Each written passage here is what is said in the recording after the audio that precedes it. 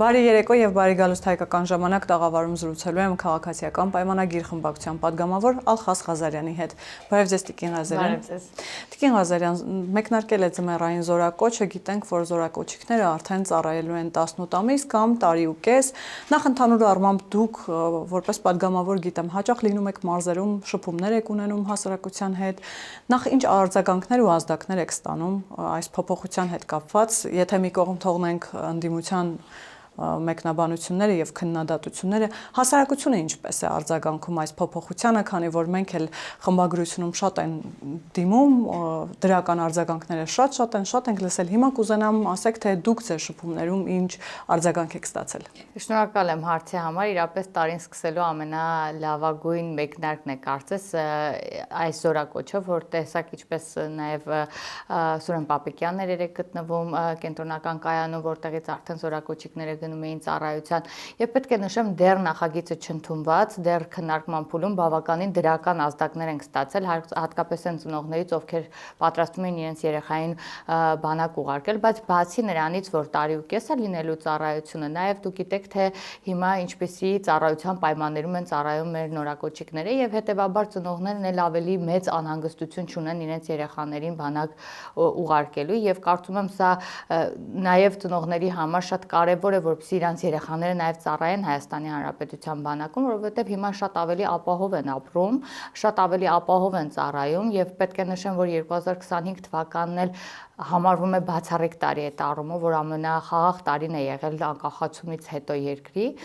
Այդ իսկ պատճառով ես կարծում եմ այսօր ծնողները մեծ ոգևորությամբ են իրենց երեխաներին եւ հպարտությամբ են ուղարկում Հայաստանի Հանրապետության բանակ։ Պետք է ասեմ, որ նաեւ բավականին շատ խոսակցություններ եղավ նաեւ արտաքին պարտքի վերաբերյալ, գիտեք, որ ազգային ժողովում վարչապետը եւս հայտարարեց, թե արտաքին պարտքը կոնկրետ ինչի վրա է ծառայել եւ դուք տեսնում եք, որ պարբերաբար նաեւ վարչապետն է նախատեսում այսպես հանդիպումներ, որ գնան գնված զենքերին ծանոթանան, տեսնեն, պայմանները տեսնեն իրենց տղաները ինչպես են ծառայում եւ հետեւաբար այս ամեն ինչը բերում է նրան, որ մարդիկ մեծ ուրախությամբ իրենց երեխաներին ուղարկում են Հայաստանի Հանրապետության բանակում ու հպարտությամբ ծառայելու։ Գիտեք, որ նախարարների երեխաներն են այս պահին գտնվում բանակում, Անահիտ Ավանեսյանի որդին է ծառայում, Ռոմանոս Պետրոսյանի որդին է ծառայում, ինչը որ աննախադեպ էր մեր պատմության մեջ։ Իհարկե պետք է նշեմ, որ առաջինը հենց վարչապետի տղայի ծառայությունն էր, ցնցումներ առաջացրել, որովհետև նախկինում երբեք չէիր տեսնի որևէ մեկ պաշտոնյայի, նույնիսկ հեռու բարեկամ Հայաստանի Հանրապետության բանակում ծառայեր։ Ես ասեմ ավելին, որ երբ որ քննարկում կամ քննադատում են նման ռեֆորմները, պետք է ստիպված ենք լինում հիշեցնել իրենց, որ իրենք նույնիսկ իրենց երեխաներին Հայաստանի Հանրապետության քաղաքացի չեն դարձնում, որպեսզի խուսափեին բանակից ծառայելուց։ Այս պայմաններից մենք եկել ենք այսօրին պայմանների, որ հավասարի բոլորը միմյանց հետ ծառայում են ու մարդիկ իրոք արդեն հանգիստ խղճով իրենց երեխաներին ուղարկում են բանակ։ Հիմա չենք կարող բաց թողնել, դուք իհարկե շատ լավ է, որ այսքան դրական միտումներ մատնանշեցիք։ Իրականում կան դրական միտումներ։ Բայց չենք կարող չանդրադառնալ նաև ընդդիմության քննադատություններին։ Ընդդիմությունն ասում է, որ սա պոպուլիստական քայլ է, պարզապես նախընտրական տրամաբանության մեջ, քանի որ 2026 թվականին սպասվում են ընտրություններ, այդ քայլով փորձում եք այսպես հավելյալ քվեներ կորզել ձեզ համար։ Դեք չեմ խորշ այդ արտահայտությունը օգտագործելու, ամեն մարդ իր արշինով է չափում։ Մենք շատ լավ հիշում ենք, խնդիրը այն է, որ ընդդիմությանը թվում է, թե մարդիկ ամեն ինչ մոռացել են։ Շատ լավ հիշում ենք իրան ժամանակ իրենք հենց այդպես էին անում, երբ որ մոտենում էր ընտրությունները, ինչ որ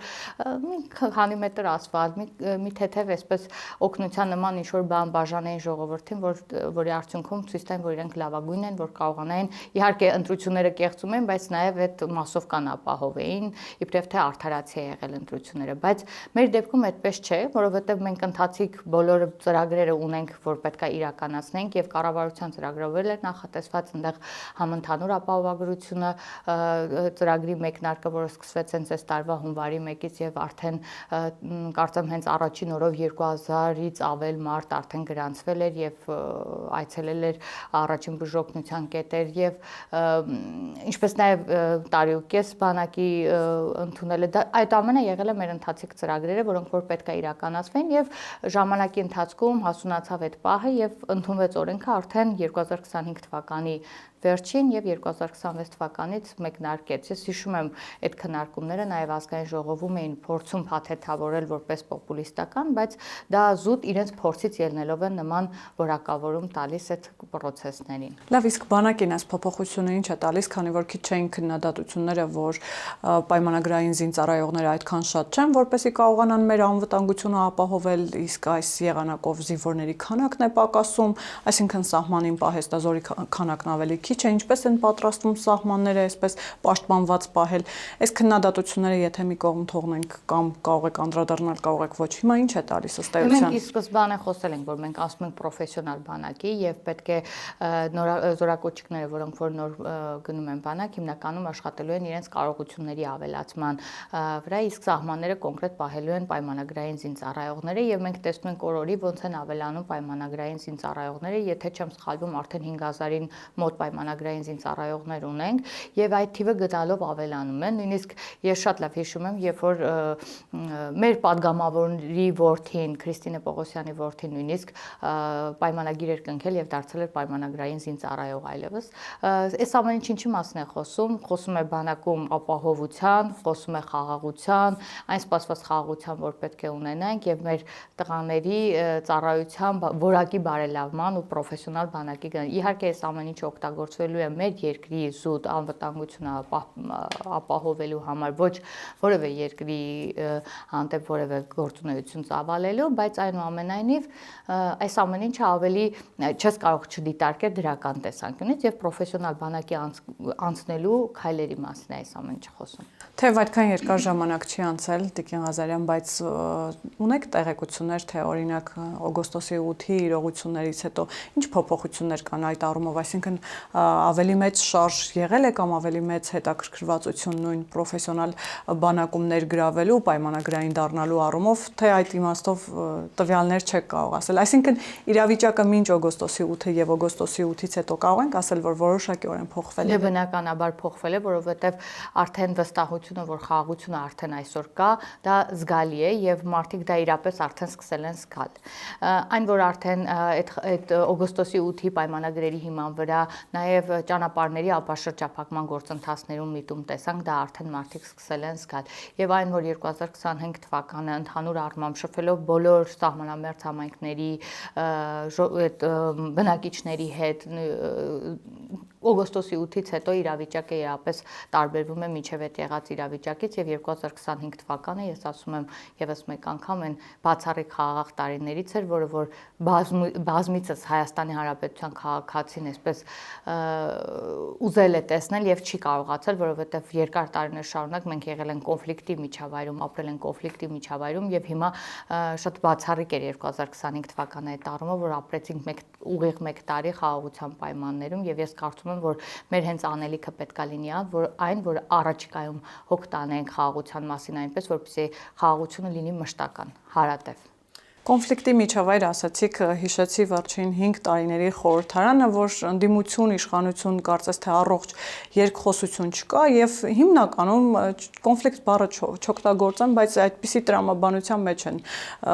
մեկը մյուսին թիրախավորելու, իհարկե քաղաքացիական պայմանագիրը մեկ քայլ առաջ անցավ եւ էթիկայի կանոնագիր կընդունեց, բայց ամեն դեպքում ընդդիմադիր դաշտից պարբերաբար տեսնում ենք թիրախավորումներ, հատկապես վարչապետի տիկնոջ Աննա Հակոբյանի հետ կապված, տեսեք Ուխտերթի ժամանակ Աննա Հակոբյանի հակոկապը, զարդերը հայտնվեցին մարդկանց ուշադրության կենտրոնում, սկսեցին քննարկել դրանք։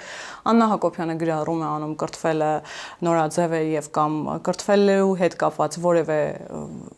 այս տեսակետից եւ հայտնվում է թիրախում, այսինքն մարդը գրառում է անում գիրք կարդալու մասին եւ սկսում են քննադատել։ Նախ ընդհանուր առմամբ այս թիրախավորումները, հատկապես վարչապետի տիկնոջ հետ կապված, կարող ենք տեղավորել հիբրիդային պատերազմի տրամաբանության մեջ եւ եթե այո, ինչու է սա արվում, ինչ միտում ունի եւ ինչ խնդիր են լուծում դրանով առաջին հերթին։ Շատ ճիշտ նկատեցիք, ես այդ մասին էլ ուզում էի խոսել, որ իրապես այս թիրախավորումը իրական բովանդակային իմաստից շեղում է նշանակում, որը որ որ տեղավորվում է հենց հիբրիդային գրոհների շրջանակում, տեսեք, նախ երկու մասին անդրադառնանք, ուխտերթին մասնակցության դեպքում թիրախավորվեց ոչ միայն, այսպես կարելի ասել, Տիկին Հակոբյանը, որպես Հայաստանի Հանրապետության վարչապետի տիկին, այլ թիրախավորվեց առհասարակ կինը իր ամբողջ բովանդակությամբ, որովհետև ինչքան էլ մենք փորձում ենք չթիրախավորել կնոջը, բայց տեսնում ենք մեր հասարակությունը կոնկրետ թիրախը դնում է դրա վրա, որպեսզի շեղի են բովանդակությունը, որ իրապես այս ուխտերթը պահանջված էր, ուխտերթը տեղի ունեցավ, բովանդակությունը ինչպիսին էր, ովքեր էին մասնակցում եւ այլն, փորձեց դրանով շեղել ուխտերթի ողջ կարեւորությունը։ Իսկ ինչ վերաբերվում է այն գրառմանը, որ կատարեց Տիկին Հակոբյանը, միանշանակ ես երբ գրառումը ծանոթացա, ինքս էլ չկարողացա ինձ այդ գայթակղությունից զերծ պահել եւ մեկնաբանություն գրեցի, որ լիարժեք իրապես համաձայն եմ ձեր գրառման յուրաքանչյուր կետի հետ, գրել եմ, որ լիարժեք համաձայն եմ մեկնաբանությունում, կարող եք նույնիսկ գտնել, որովհետեւ իրապես ես կարծում եմ մարդ, որպեսզի կարողանա լավագույնս դրսևորի իրեն, ամեն մարդ ամեն տարվա սկզբին մտածում է ինչպես կարող է իր անձը ել ավելի լավը դարձնել եւ ես ինքս էլ եմ մտածում այդ ուղղությամբ եւ իմ համար էլ եմ սահմանել, որ ես պետք է անընդհատ գիրք կարդամ, բայց մարդիկ չեն մտնում բովանդակության մեջ։ Մարդիկ փորձում են էլի որպես կին թիրախավորել ու քադվոր այդպես։ Ես չեմ կարծում, որ կա աշխարհում մի մարդ, որ կկարողանա ստվերել գիրք կարդալու կարեւորությունը կամ կրթվելու կարեւորությունը։ Այստեղ մարդկանց ուղակի ճիշտ բովանդակությունից շեղելու քայլ է իրականացվում ընդդիմադիր ողջ դաշտի կողմից, բայց գիտակից մարդը երբ որ կարդում է այդ մեկնաբանությունները, որոնք որ անում են այդ ստվերելը, մտածում եմ, որ այս մարդիկ ուղղակի, չգիտեմ, իրենց համար կարևոր չի կրթվելը, իրենց համար այդ մակարդակը ուղղակի անծանոթ ու խորթ է, ուրիշ բառով չեմ կարող բացատրել։ Զուտ արձանագրենք, որ անկախ քաղաքական հայացքներից, երբ մարդը գիրք կարդալու մասին գրառում է անում, դա արդյոք այսպես արժի այդպես շատ աղմկոտ եւ թշնամաբար ընդունել։ Եթե ոչ, ապա այս թշնամանքով մոտենալու, ասում եմ, ոչ թե անհատն է այստեղ խնդիրը, այլ գիրք կարդալու մասին գրառումը։ Ինչու են որոշները այսպես ցայտնոտի մեջ ընկնում այդ գրառումից կամ հենց այդ գիրք կարդալը սկսում ծաղրել անգամ, ինչ կապ ունի քաղաքական հայացքները։ Տեսեք, մենք էլի պետքա հետ գնանք ու նայենք մեր կրթական համակարգը ինչ վիճակում ենք մենք ժառանգել։ Իրականում տարիներ շարունակ չեմ խորշի ասել, որ արվում էր ամեն ինչ, որպեսզի հասարակությունը չկրթվեր, որովհետև կրթված հասարակության հետ հաշվի նստելը շատ դժվար է։ Իսկ իրենք կատարում են այնպիսի ապօրինի գործողություններ, որպեսզի հասարակությունը այդ ամեն ինչը չհասկանար եւ կարողանար կառավարելի լիներ։ Իսկ երբ որ հասարակությունը կրթված է, դու չես կարող հասարակությանը կառավարես այնպես, ինչպես ուզում ես, եւ նրանց քայլերը նախկինի ողջ իշխանությունների ողջ տարիների ընթացքում եթե նայում ենք, շատ քիչ անհատներ են, որ կարողացել են իսկապես ձգտումով ինքնակրթվել եւ զարգանալ եւ կարողանալ որոշակի բեկում մտցնել կրթության ասպարեզում։ Իրենք այդ ուղղության վրա են աշխատել եւ հիմա կարծես եկել է նոր ժամանակաշրջան եւ շեշտվում է կրթվելու կարեւորությունը։ Տեսնում ենք, որ կրթվելու դեմ պայքարն էլ է շատացել։ Արման Թաթոյանն է պայքարում, այնտեղ ասում են Սերժ Սարգսյանն էր կարծեմ ասել, որ դպրոց կառուցել է կամ Նարեկ Կարապետյանն էր, այո, մեկ աշակերտի համար դպրոց է կառուցվում, դա գումարի մսխում է, ասենք այս մարդկանց հոգեբանությունը, մոտեցումը կրթության վերաբերյալ բացարձակապես չի բխում կրթության բարելավման տեսակետից եւ այս մարդիկ, այսպես ասած, մարտնչող ձևով,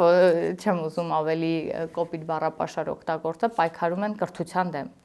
Ինչը որ ես կարծում եմ նրա միտումով ունի, որ հասարակությունը չունենա կրթության այդ բարձր մակարդակը։ Քանի որ դուք ինքներդ մեջ բերեցիք, տեսեք, այո, Արման Թաթոյանը վերջերս էլ ձեզ մեղադրեց կրթական համակարգը քանդելու մեջ, Նարեկ Կարապետյանը գիտեք, ամբողջ ընթացքում է ասում, որ մանկապարտեզ դպրոց կառուցելուց այն կողմ ոչինչ չեք կարող, ըստ էության թիրախավորել նաև այդ դպրոց մանկապարտեզների կառուցման ծրագիրը։ Սերժ Սարգսյանը, ինչպես մեջ բերեցիք, ասում էր հեռավոր գյուղերում դպրոց կառուցելը դա կոռուպցիայի դրսևորում է, բայց հիմա եթե մի կողմ թողնենք նրանց, քաղաքասարակության ներկայացուցիչներն էլ ձեր կառավարությանը մեղադրում են, որ բուհական համակարգում ոչինչ չի փոխվել եւ բուհերը շարունակում են մնալ քաղաքականացված։ Արդյոք կիսում եք նաեւ այս մեղադրանքները եւ եթե ոչ, ինչպես կբացատրեք։ Քաղաքականացված, պետք է ասեմ, որ բուհական համակարգը եթե լիներ քաղաքականացված, ապա տեսեք ուխտերթ տեղի ունեցավ եւ ուխտերթին որևէ ուսանող չէիք տեսնի, որ ամբողջ լսարանով կամ ամբողջ համալսարան, ինչը որ նախկինում տեսել ենք, որ մարդկանց ուսանողներին դասաժամերը խանգարելով բերում էին ցանկացած տեսակի հավաքների։ Մենք նաև մի փոքր զուգահեռ տանեմ, նաև եկեղեցու հետ կապված հիշում եք, նույնիսկ եկեղեցու սպասավորողներին է փաստորեն ժամանակի ընթացքում բերել են զորով հավաքների, իսկ այս դեպքում որևէ մեկը տեսակ ինչպիսի ինքնաբուխ հավաք էր նաև այս դեպքում ուխտիերթի ժամանակ, մարդիկ ինչպես էին դուրս եկել փողոց ու ինչ մեծ հոց բազմություն էր, բայց այնտեղ չէիր գտնի գետ մեկ ուսանողի կամ լսարան կամ էսվետ կամ եթե քաղաքականացված լիներ, դու գիտեք, որ այսօր էլ բուհերում բավականին շատ ընդդիմադիր դասախոսներ են դասավանդում եւ այդ շատ ենք լսում նաև բուհերից, որ բավականին քաղաքական զրույցներ են տանում ուսանողների հետ եւ տրամադրում են, որովհետեւ մեր մոտ են ազգային ժողով բաց դասի շրջանակներում ուսանողներ գալիս ու ես գրեթե խոսույթից հասկանում եմ, թե որ ֆակուլտետից են նույնիսկ, թե ովքեր են այնտեղ դասավանդում եւ ինչ հոգեբանություն են զարգացնում ուսանողների մեջ։ Մենք մի քիչ այս առումով խնդիրներ ունենք, որովհետեւ իրենք մտնելով լսարան երբեմն քաղաքական զրույցներ են տանում եւ քաղաքական ուղղվածություն են թելադրում ուսանողներին, բայց տեսեք նրանք մինչեւ այսօր աշխատում են, թե քաղաքականացված լինեին, հիմա իրենք չէին աշխատի պարզապես։ Եվ քանի որ պարբերաբար այս ընթացքում անդրադարձակ ուխտերթին, եկեք խոսենք նաև ուխտերթից, ընդհանուր առմամբ ինչ նպատակ ուներ ուխտերթը, ինչ տվեց դա ընդհանուր գործընթացին, այն է որ կաթողիկոսը պիտի գնա հանգստի եւ նաև խոսենք վարչապետի օրերս ընդունած այդ հայտնի հայտարարության մասին, համակարգող խորհրդի մասին, այսինքն սա գործընթացին ինչ կտա, որովհետեւ մենք տևական ժամանակ է տեսնում ենք գործընթացը, պահանջը վարչապետի կողմից, հետո 10 եպիսկոպոսներ ընդվզեցին եւ կա էլի հայտնի պահանջը, որ կաթողիկոսը պիտի գնա հանգստի, բայց մայրաթորի կողմից տեսնում ենք հակառակ պատկերը, մայրաթորը արդեն անցել է սպառնալից հայտարարությունների եւ զգուշացնում է 10 եպիսկոպոսներին, ասում են, որ կաթողիկոսը կարող է գնալ այլ քայլերի, ամեն ինչ չափոսահման ունի։ Հիմա հասկանանք, թե ընդհանուր առմամբ այս վերջին քայլերը վարչապետի կազմակերպած ուխտերթը, նաեւ այդ հայտարարության տեքստը ինչ կտան գործընթացին եւ մյուս կողմում նաեւ տեսնում ենք այսպես համառ եւ անկոտրուն կաթողիկոս, որ չի հեռանալու։ Նախ ուխտիերթից սկսեմ, ուխտիերթը հիմնական 3 նպատակ ուներ, նախ առաջինը, որ Սուրբ Ծննդյան կապակցությամբ էր կատարվում ուխտիերթ, երկրորդը, որ մենք հավատարիմ ենք մնում Հայաստանյան Առաքելական Սուրբ Եկեղեցու ավանդույթին եւ երրորդ ամենակարևորը, որ մենք երբեք թույլ չենք տա օտար երկրյա ուժերին, որպեսզի Հայաստանյան Առաքելական Սուրբ Եկեղեցին օգտագործեն Հայաստանի Հանրապետության պետականության, ինքնիշխանության ու անկախության դեմ։ Այս 3 նպատակ ուներ ուխտիերթը, որը որ կարծում եմ ցույց տվեց, որ իրոք Հայաստանի Հանրապետության քաղաքացիները համամիտ են այս մտքի հետ։ Նախ նշեմ, որ վաղուց հիշում եք ելույթը նաև ուխտիերթի ավարտին շատ կարճ եւ վարչապետը շատ հստակ նշեց, որ կտրիչը այլևս հերթված է եւ նրա մերձավոր շրջապատը, ինչ էր սա նշանակում, որ այն պահից սկսած, երբ որ հայտնի դարձավ ազգային անվտանգության ծառայությունից, որ կտրիչը եւ նրա եղբայր Եզրասը ծառայում են այլ կազմակերպության նաև, դա այստեղ արդեն անվտանգային հարց է գալիս Հայաստանի Հանրապետության եւ այստեղ պետությունն էլ ունի իր դերը եւ պետք է պետությունը բացի այն, որ վարչապետը օրինակ հանդես է գալիս որպես Հայաստանի Հանրապետության վարչապետ, նաև Հայաստանյան Առաքելական Սուրբ Եկեղեցու հետևորդ, ինչը կարծում եմ կապ չունի, եթե դու վարչապետ ես, ես պատգամավոր եմ, ես եւս Հայաստանյան Առաքելական Սուրբ Եկեղեցու հետևորդ եմ եւ ես կարծում եմ, որ Հայաստանի Հանրապետության քաղաքացու արժեհամակարգային տեսանկյունից Հայաստանի Առաքելական Սուրբ Եկեղեցին ունի իր կարևոր դերակատարումը եւ երբ որ արդեն տեսնում ենք, որ այն հենք է հանդիսանում, որպեսզի պետականության դեմ հիբրիդային գրոհներ իրականացվեն, այստեղ պետությունը պետք է իր մասնակցությունը ունենա եւ ես կարծում եմ նաեւ սա է հիմք հանդիսացել եւ սա է գլխավոր հիմք հանդիսացել հունվարի 4-ին ընդունված հայտարարությանը, որը որ ստորագրել է նաեւ Հայաստանի Հանրապետության վարչապետը։ Մինչ այդ Հայաստանի Հանրապետության վարչապետը արդեն հոգևոր խորհրդի կազմման մասին դեռ վաղուց էր հայտարարություն արել, որ պատրաստվում է հոգևոր խորհուրդ կազմել, որպեսզի կարողանան հոգևոր խորհրդի միջոցով կարողանան բարենորոգման ծրագիր իրականացնել եւ 3 տեղի ունեցավ առաջին ժողովը հոգևոր խորհրդի, որտեղ որ արդեն ճանապարհային քարտեզը ունեն այն գործունեության, որ պետք է իրականացնեն։ Ինչ վերաբերվում է արդեն Գարեգինի կամ կտրիչին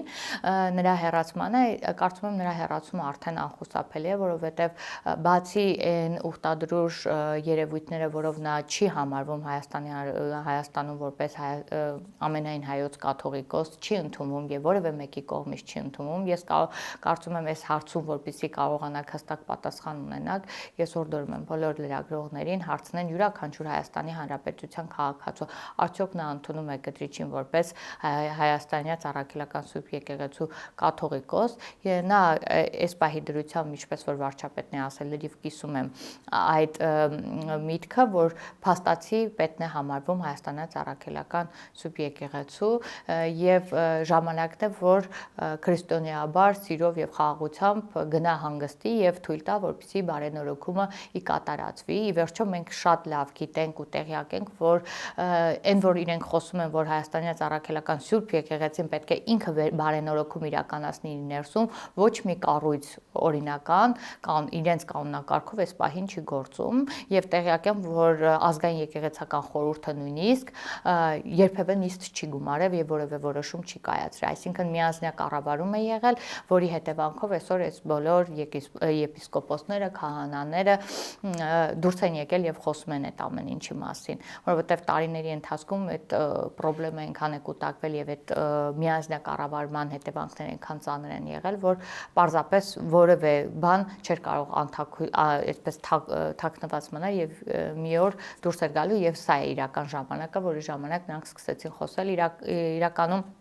առաջին խոսացողները եղել են Տեր Արամը, Տեր Թադեն, Տեր Տարոնը, քահանաներից սկսվեց այդ խոսությունը, ինչի վերաբերյալ ուզում եմ իմ շնորհակալությունը հայտնեմ եւ իմ զորակցությունը հայտնեմ քահանաներին եւ ասեմ, որ դա շատ կարեւոր եւ քաջ քայլ էր, իրականում միտված Հայաստանի Հանրապետությանը ժողովրդի եւ նաեւ Հայաստանյաց առաքելական Սուրբ եկեղեցու բարենորոգման ընթացքը մեկնարկը տալու համար։ Տիկին Ղազարյան, մենք տեսանք, որ 11-րդ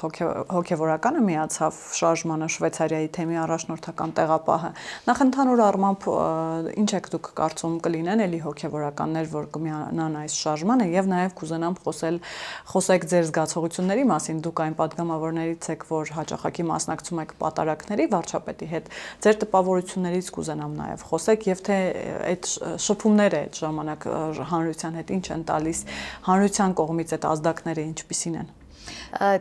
Տեսեք, շատ ճիշտ եք նկատել, իրականում բոլոր պատարակներին մասնակցել եմ վարչապետի հետ եւ իրականում շատ գոհ եմ ու նաեւ կարող եմ ասել կրթվում եմ նաեւ այս առումով, որովհետեւ միջև այսպես առիթ չեմ ունեցել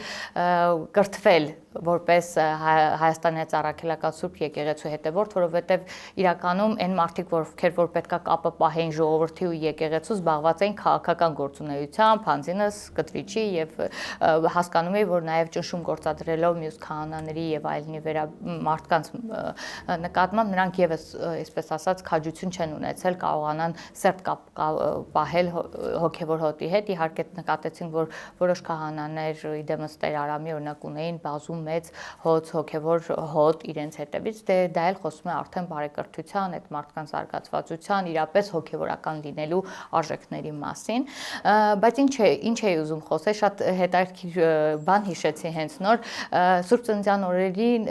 օրվա պատարակին մենք նկատեցինք նաև որոշ ընդդիմադիր գործընկերների, որ գնացել էին Խաչի խավոր են կանգնել եւ այլն, Էդմոն Մարուքյան, Շարմազանով եւ Վանեցյան, այո, ճիշտ հիշեցիք, ես ուզում եմ ասեմ, որ եթե չլիներ Նիկոլ Փաշինյանը, եթե չլիներ այս շարժումը, իրենք ոչ Աստծո տեղը գիտեին, ոչ էլ հավատի տեղը գիտեին եւ իրենք պետք է շնորհակալություն հայտնեն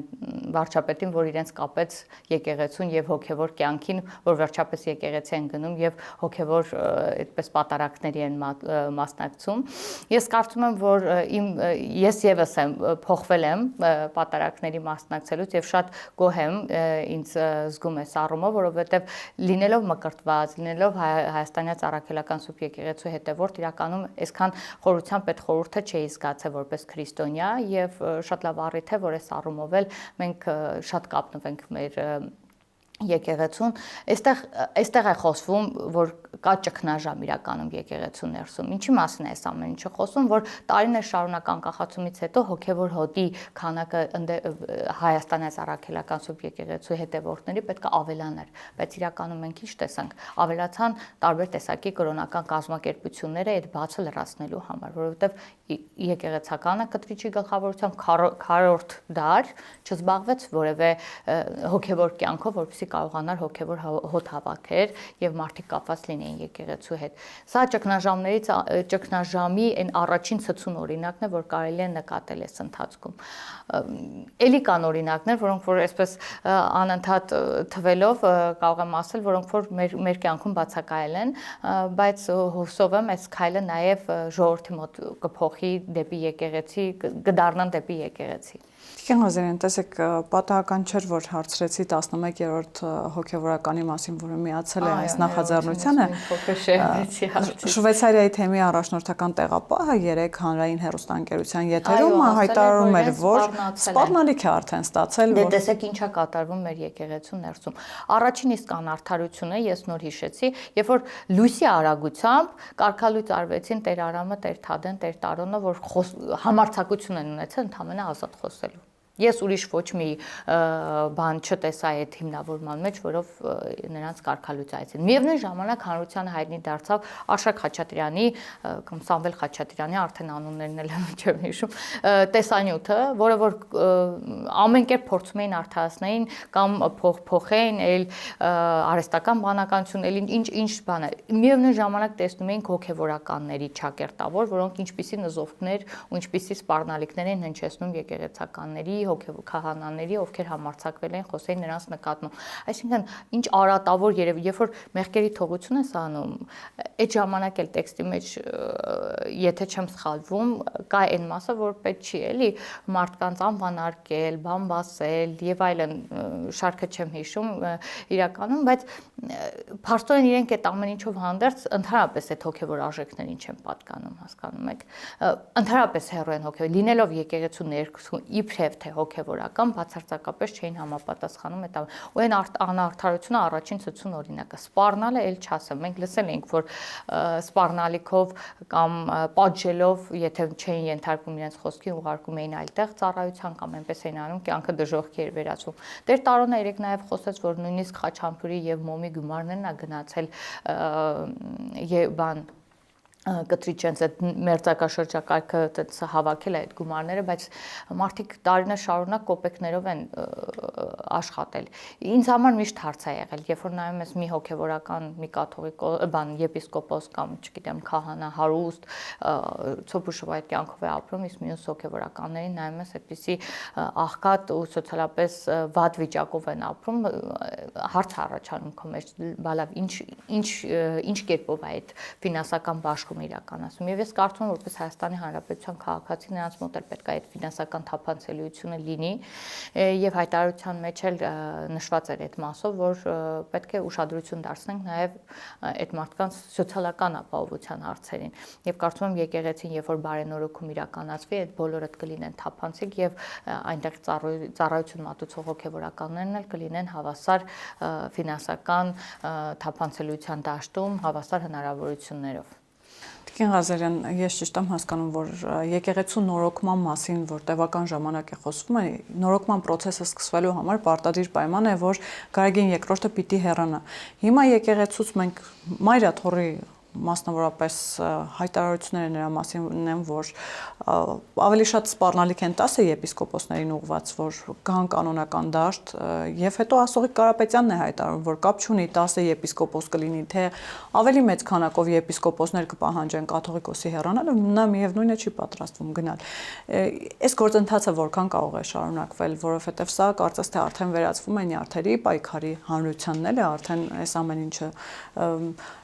չասեմ նյարդայնացնում, բայց ամեն դեպքում հաճելի էլ չի այս process-ը եւ հետո սա նաեւ ընտրական տարի է, չմոռանանք նախընտրական շրջան է, արդեն պիտի խոսել անելիքներից,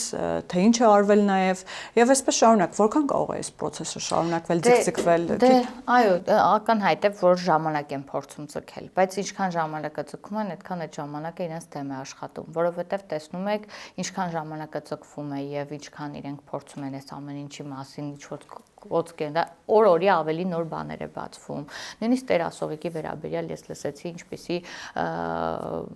բաներ են խոսում եպիսկոպոսները, մենք չէ, աշխարհիկ մարդիկ չէ, մարդիկ ովքեր ներսին իրենց ճանաչում են, գիտեն ով ինչ բարքի տեր է, եւ ինչպես դուք տեսնում եք նույնիսկ հայտարարության մեջ է նշված, որ երբ որ կլինի այն հերթական քայլերը տեղապահ կնշանակվի կանոնադրությունը, բարեվարկությանը եւս պետքա ուշադրություն դարձվի։ Այս ամեն ինչը խոսում են նրա մասին, որ մենք շատ վատ համակարգ ունենք եկեղեցու ներսում։ Հիմա ինչքան էլ իրենք փորձեն պայքարեն, այս ամբողջ ժամանակը իրենց դեմ է աշխատելու եւ ես վստահ եմ, որ տարբերակ չունի այլ քան հեռանալը։ Ուղղակի երևի թե ես էլի եմ մի անգամ ասել, քան որ Եզրասի հետ հավասարի են աշխատում կտրիչը եւ ինձ թվում է սպասում է Եզրասը ինչպիսի հրաման կտա, որպեսզի նա հեռանա կամ մնա կամ ինչ անի, իսկ Եզրասն էլ որտեղ էր ծառայում, մենք շատ լավ գիտենք արդեն ԱԱԾ-ի փաստաթղթերից, պետք է սպասենք, տեսնենք ինչ եզրակացության կգան, բայց մենք գործելու ենք, ինչպես տեսնում եք, մեկնարկը տվել է, վարչապետը շատ ակտիվ նիստերին մասնակցում է, 3 առաջին նիստը ճանապարհային քարտեզը կա, մենք այս ճանապարհը Աստծով հաղթահարելու ենք։ Եվ ընտրությունների տրամաբանության մեջ, քանի որ հիշեցիք նաև խաչքավորներին, այսպես ճակերտավոր քաղաքական գործիչներին, ընտրական տարի է, նախընտրական փուլում ենք, այդ մրցակցությանը ինչպես եք պատրաստվում, այսպես ասած, հակակշռել, որովհետև քիչ չեն խոսակցությունները, որ այս կամ այն ուժը, այս կամ այն անհատը գալու է հակակշռելու է քաղաքացիական պայմանագրին, վարչապետի տեխնացուների պակաս չկա, դուք ինքներդ էլ գիտեք, Արման Թաթոյանը, Հայկ Մարությանը, Էդմոն Մարուքյանը, Կարապետյանները, որ հավակնում են այսպես իշխանության ու այսպես շարունակ, ինչպես եք պատրաստվում այդ փուլը հաղթահարել եւ ինչ եք կարծում, ինչու պիտի քաղաքացին ընտրի հենց ձեզ այս վարչապետի այսքան տեխնացուների մեջ։ Շատ լավ, շատ հետաքրքիր տեխնացուներ ունենք եւ ինչի համար եմ ասում, տեսեք, մենք ինչ որ նոր բան չենք հայտնաբերելու կամ նոր բան չենք անելու, որը որ պետքա վերջին րոպեին անենք, որ պոպուլիստական ինչ որ ձայների հավաքելու խնդիր ունենանք։ Մենք այն ինչ խոստացել ենք մեր քաղաքացիներին, մենք դա իրականացրել ենք։ Մենք ասել ենք դեռ 21 թվականին, որ մենք բերելու ենք խաղաղություն, մենք բերել ենք խաղաղություն։ Մենք խոսել ենք թե բանակի, օրինակ, քան որ այսօր ենք խոսել, թե բանակը պրոֆեսիոնալ բանակի գնալու ճանապարհի մասին, թե համընդհանուր ապահովագրության մասին, թե ամեն ինչի մասին խոսել ենք ու դրանք բոլորը իրականացրել ենք։ Մեր քաղաքացին դուրս գալով փողոց տեսնում է իր բարենորոգված ճանապարհները, տեսնում է դպրոցներն ու մանկապարտեզներն, որտեղ իր երեխան է այցելում, տեսնում է ջրագծերը, ոռոգման գծերը, տեսնում է այն ամբողջ փոփոխությունը, որ իրականացվել է այս 7-8 տարվա ընթացքում, որը որ գումարային ոչ մի իշխանություն չի իրականացրել։ Այսինքն մենք աչք կապոցի որևէ գործունեություն չենք իրականացնում կամ չենք էլ մենք ունենք մեր ծրագիրը, մենք շարժվում ենք մեր ծրագրով։ Եվ այստեղ նորից պետք է անդրադառնամ Տիկին Հակոբյանի գրառմանը, որը շատ ճիշտ նկատագրում էր իրականում մեկ անձի վերաբերյալ, որ դու կարող ես դառնալ էլ ավելի քո լավագույնը, մենք գնալով դառնալու ենք մեր լավագույնը, այսինքն մենք մեր քաղաքացիների համար տարի ավելացնելու ենք լավագույն պայմանները, տանելու ենք դեպի կրթության ճանապարհով, տանելու ենք դեպի բարօրության ճանապարհով, բարեկեցության ճանապարհով, կյանքի որակի բարելավման ճանապարհով, այն բոլոր փոփոխությունները, որ կատարել ենք, դա էական փոփոխություններ են, եւ եթե ես փորձենք ոլորտային, ցանկացած ոլորտ, լինի արդարադատություն, առողջապահություն, կրթություն, այդ բարեփոխումները երևի 30 տարվա մեջ ոչ մի իշխանություն չի իրականացրել։ Գումարային բոլոր 3 նախագահները իրար հետ վերցնենք, այդքան բարեփոխում ու գործունեություն չի իրականացրել Հայաստանի Հանրապետությունում, որ մենք ենք իրականացրել։ Այդ իսկ պատճառով, իսկ ամենագլոբալը մենք մեր երկրին բերել ենք խաղաղություն։ Ես չեմ կարծում, որ Հայաստանի Հանրապետության քաղաքացին դա կարող է որևէ ձև դսեմացնել կամ չտեսնել ուղղակի։ Շնորհակալ եմ Տիկին Ղազարյան։ Շնորհակալ։ Հիշեցնեմ, որ տաղավարում զրուցում էի քաղաքացիական պայմանագիր խմբակցության պատգամավոր Ալխաս Ղազարյանի հետ։ Կհանդիպենք։